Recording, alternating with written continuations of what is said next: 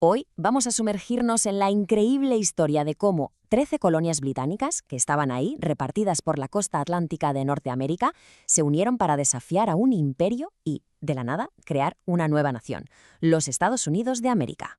Y la pregunta que nos va a guiar en todo esto es, ¿cómo es posible? ¿Cómo 13 colonias, que no eran gran cosa, se atrevieron a plantarle cara al mayor imperio del mundo? Pues la respuesta, ya os adelanto, es una mezcla fascinante de ideas, de dinero y de mucho, mucho valor. A ver, para entender bien esta historia, lo primero es situarnos. Pensemos en cómo era el mapa a mediados del siglo XVIII. Estas 13 colonias británicas se extendían a lo largo de más de 2.000 kilómetros. Era como una franja de civilización, ahí, atrapada entre el inmenso océano Atlántico y un continente que todavía estaba, en gran parte, por explorar. Nuestro viaje va a tener 5 paradas. Primero, veremos cómo era la vida en esas colonias. Luego, qué fue lo que encendió la mecha de la rebelión. Seguiremos con la guerra en sí, la lucha por la independencia. Después, analizaremos el reto que supuso gobernar. Y para terminar, reflexionaremos sobre el legado que dejó todo esto para el mundo. Pues venga, empecemos por el principio. ¿Quién era esta gente? ¿Quiénes eran estos colonos antes de que se les pasara por la cabeza la idea de la independencia? ¿Cómo era la sociedad que habían construido? Y es que si uno mira cómo era esa sociedad, se encuentra con algo bastante sorprendente. No era para nada un bloque uniforme. Estamos hablando de 1,5 millones de personas con orígenes de lo más diverso. Ingleses, sí, pero también holandeses, alemanes. Y ojo, con una tasa de alfabetización altísima para la época. Un crecimiento de la población que no paraba y una clase media cada vez más fuerte. Todo esto fue creando una sociedad súper dinámica, próspera y con una identidad que ya empezaba a ser muy diferente de la de Europa. Y aquí, justo en este contraste, tenemos el punto de inflexión. Durante décadas, las colonias habían funcionado con bastante autonomía, Tenían sus propias asambleas, que tomaban las decisiones importantes.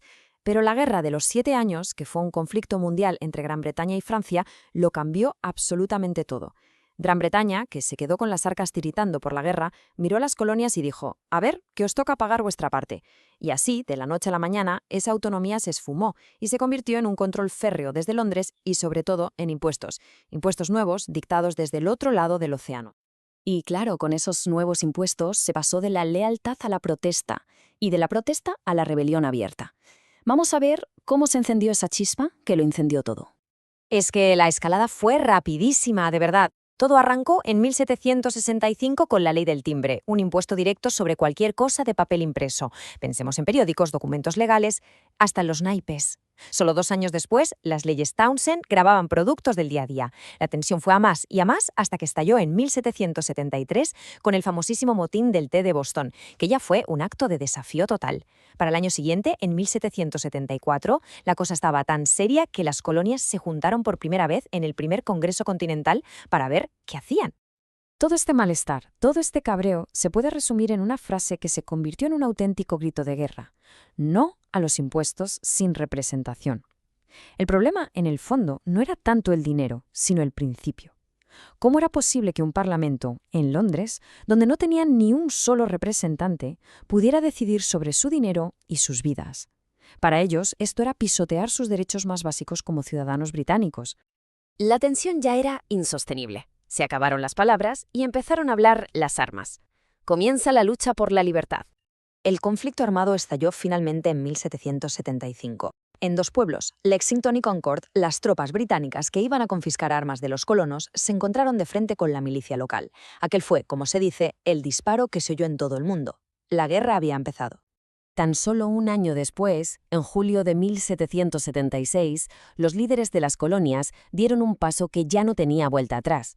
La Declaración de Independencia, escrita en gran parte por Thomas Jefferson, no solo anunciaba que rompían con Gran Bretaña, iba mucho más allá.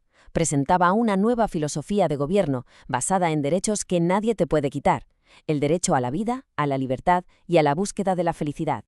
Pero, seamos sinceros, ¿podían ganar esta guerra ellos solos? Pues lo más probable es que no. El apoyo internacional fue absolutamente decisivo. Y aquí la historia tiene un giro de guión genial. Francia, la gran enemiga de Gran Bretaña, que acababa de perder contra ellos, vio la oportunidad de vengarse. Su ayuda, tanto militar como económica, fue clave.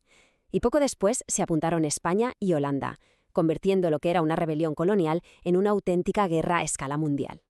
Finalmente, en 1783, el Tratado de Versalles puso el punto y final a la guerra. Gran Bretaña, ya agotada y superada, reconoció oficialmente la independencia de sus antiguas colonias. Los Estados Unidos de América eran, ahora sí, una nueva nación en el mapa. Vale, ganar la guerra fue una auténtica proeza, sí. Pero ahora venía un desafío que era, si cabe, todavía mayor. ¿Y ahora qué? ¿Cómo se gobierna esta nueva y diversa nación? El primer intento, los llamados Artículos de la Confederación, fue un poco un fiasco. Crearon un gobierno central tan débil que no servía para nada. Cada estado iba a lo suyo, casi como si fueran países distintos, y la nación estuvo a punto de romperse. Estaba claro que necesitaban otra cosa, un sistema nuevo. Y de ese fracaso nació un debate fundamental, uno que iba a definir el futuro del país. Por un lado estaban los federalistas, con gente como Washington o Hamilton, que decían que hacía falta un gobierno central fuerte. Y por el otro, los republicanos de Jefferson, que no se fiaban de un poder centralizado y querían que la fuerza real estuviera en los estados. Eran dos visiones del país totalmente opuestas.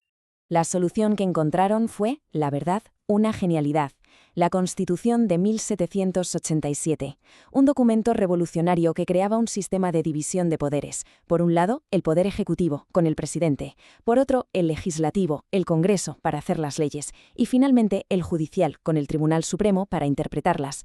Un sistema de pesos y contrapesos, diseñado para que nadie, nunca, acumulara demasiado poder. Y con esto llegamos a nuestra última parada. Porque la Revolución Americana no solo creó un país, no. Sus efectos se sintieron como una onda expansiva por todo el planeta.